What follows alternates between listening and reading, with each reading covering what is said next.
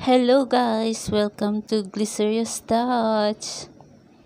Ngayon gagawa tayo ng cheese ball. Ayan ang kailangan natin. Tapioca starch, 454 grams. O kaya 1 pack. And ang ating water, 150 ml. Ayan, i-ready natin. Lagay lang natin doon sa may pot. And ang ating liquid milk or fresh milk, 150 ml din.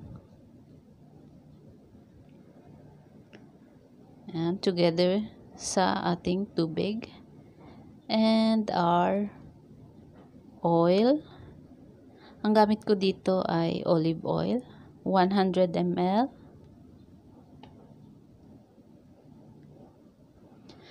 Painitin natin sa ating pot. A small fire lang siya. Ayan, small fire. Konting kulo lang siya para mag-mix.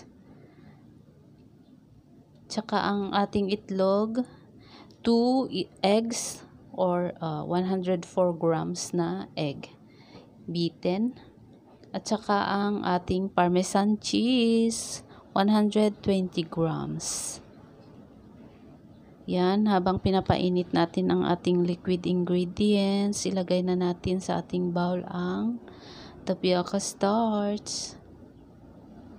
Yan, konting init lang and off the fire. Ready na natin. Ayan. 3 beses kong ibinuhos para matimpla ko kung gaano siya ka watery. Yung tamang dough lang siya para hindi sagi ang ating dough.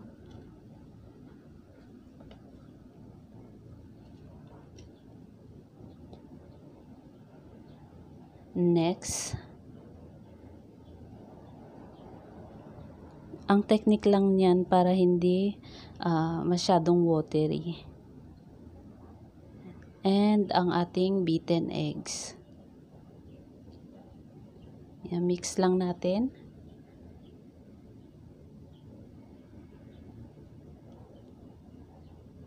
At saka ang ating 120 grams na parmesan cheese.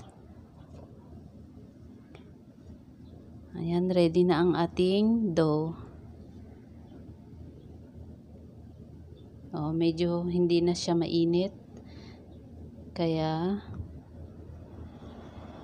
ayan. Mix lang natin. Madali lang siya guys. Ang ating ingredients ay anim lang ang kailangan natin para sa ating cheese balls.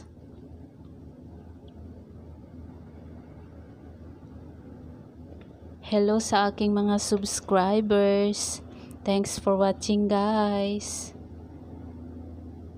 Ayan, hinati ko lang yung ating dough kasi masyadong madami. Ang kailangan ko lang ay 16 na piraso na cheese balls. Kasi 4 lang kami. Para fresh sa susunod na breakfast. Ang kalahati niyan ay pwedeng ilagay sa freezer. Yan, this is the half of the dough. Hinati ko ng 16 na piraso. Ayan, ready na siya. Let's make our cheese balls.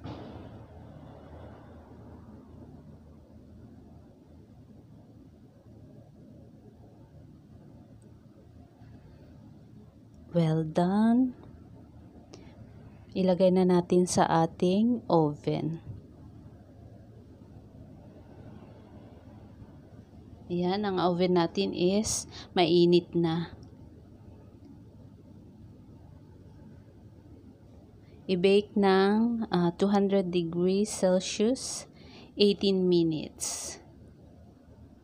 Ayan, ito yung kalahati. Ilalagay na natin sa ating freezer.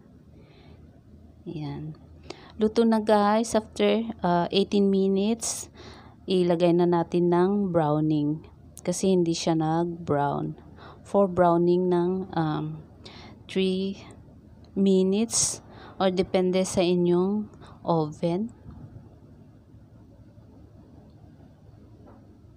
Bantayan natin para hindi siya masyadong masunog.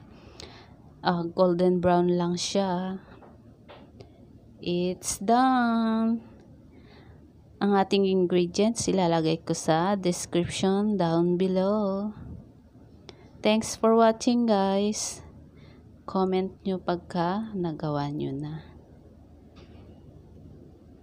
Cheers!